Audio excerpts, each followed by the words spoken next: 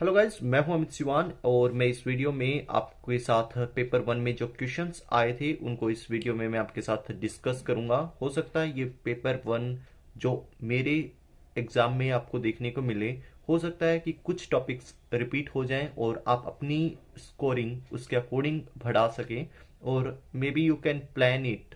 जो paper one है उसको आप प्लान कर पाएं, जो कि 50 क्वेश्चन होते हैं, और अपना नंबर इंक्रीज कर पाएं।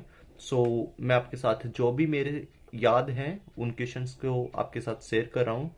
सो कंफर्म मेरे को आंसर नहीं पता है, बट जो क्वेश्चंस हैं वो मैं आपके साथ बिल्कुल एक्चुअली हैं जो कि एग्जाम में मैंने फेस किए, एंड वो मैं आपके साथ शेयर कर रहा हूँ इस वीडियो में। So let's begin it now. First, national repository open education, इसके ऊपर एक क्वेश्चन था। उसमें पूछा गया था इसको कौन होल्ड करता है, मतलब ये किसके अंडर आती है। National repository open education resource, ये एनसीईआरटी ने बनाया था और CIET इन दोनों ने क्रिएट किया है। और इसमें पूछा गया था नेशनल रिपोजिटरी ओपन एजुकेशन, और इसमें ऑप्शंस प्रोवाइड किए गए थे CBSE, UGC, NCERT and one more IGNOU. So किसके अंडर ये आती है? तो हो सकता है इसका आंसर कुछ डिफरेंट हो, मुझे आंसर का नहीं पता है, बट क्वेश्चन यही था।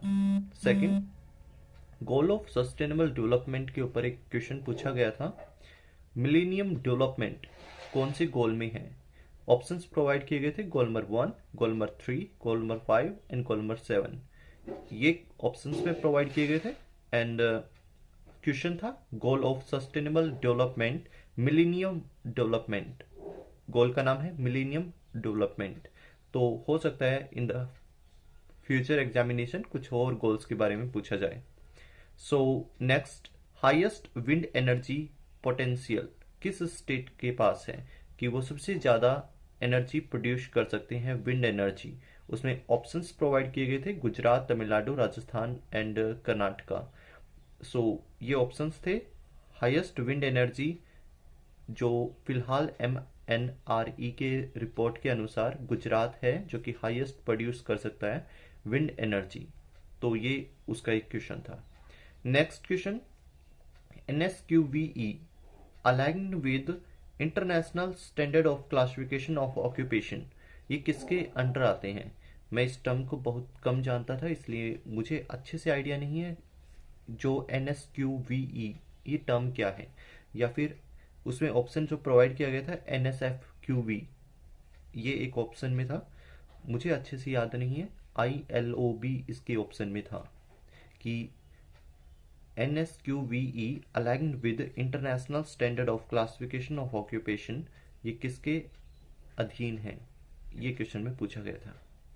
नेक्स्ट क्वेश्चन जो पूछा गया था वो आर्टिकल 48A से पूछा गया था कि ये article improvement and protect of blank छोड़ा गया था।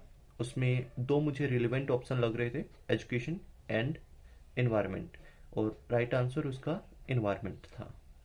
सार्थक ऐप के बारे में क्वेश्चन पूछा गया था।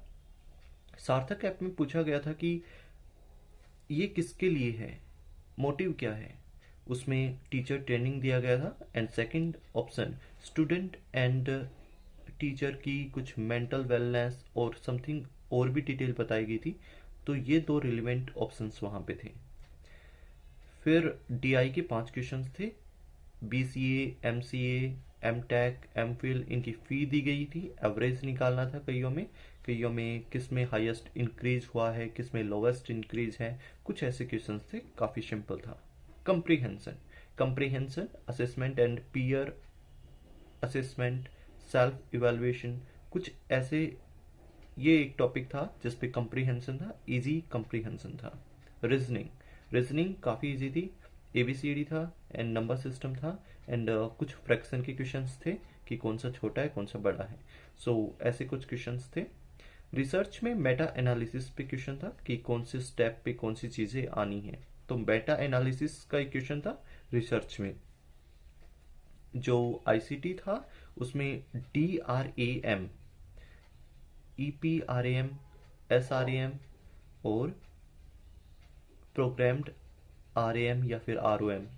यहाँ पे मेरे को डाउट है RAM था या ROM था, रैम था या रोम था, बट इनको मैच द फॉलोइंग करना था। इनको मैच करना था कि ट्रांजिस्टर आएगा, कैपेसिटर आएगा, फ्लोटिंग कैपेसिटर आएगा या फ्यूज आएगा। ऐसे कुछ ऑप्शंस प्रोवाइड किए गए थे, उनके साथ इन्हें मैच करना था। नेक्स्ट क्वेश्चन जो मैचिंग का था वो उज्जैन, तक्षशिला, विक्रमशिला, मन्याखेत, ये आपको ऑप्शंस में प्रोवाइड की गई थी। इनके साथ मैच द फॉलोइंग करना था। मेडिसिन, एस्ट्रोलॉजी एंड तांत्रिक विद्या एंड एक द्विविधता स्कूल ऑफ थॉट, ऐसा कुछ ऑप्शंस था। तो ये एक क्वेश्चन था जो कि इंडियन लॉजिकल से होगा। ब्लॉगिंग पे एक क्वेश्चन था कि ब्लॉग किस टाइप की वेबसाइट होती है, उसके ऊपर एक क्वेश्चन था। वेब ब्राउजर के ऊपर क्वेश्चन था कि उसमें हाइपरलिंक होता है और होम पेज होता है। कुछ ऐसी टर्म्स दी गई थी, उसे पहचानना था कि कौन सी वेब ब्राउजर के केस में करेक्ट है। नेक्स्ट क्वेश्चन था फाउंडर के लिए, आईसीटी का एक क्वेश्चन था। इसमें course era, EDX, Khan academy, Audacity, ये ऑप्शंस में प्रोवाइड की गई थी और इनके सामने मैच द फॉलोइंग किया गया था। Salman Khan, Avant Agarwal and other options में प्रोवाइड किए गए थे। जो अगर आप सलमान खान को जानते हैं खान एकेडमी से तो ये करेक्ट आपका इजीली हो जाता। ये आईसीटी का एक क्वेश्चन था। न्याय पे एक क्वेश्चन आया था, उसकी टर्मिनोलॉजी दी गई थी, न्याय में क्या होता है क्या नहीं होता है। न्याय के ऊपर एक क्वेश्चन था। फिर एक क्वेश्चन दिया गया था, एक मिथ की एक स्टेटमेंट थी और उसके ऊपर जो अप्लाई हो रहा था वो आर्ग्यूमेंट ऑफ इग्नोरेंस था। तो आर्ग्यूमेंट ऑफ इग्नोरेंस पे एक क्वेश्चन देखने को मिला।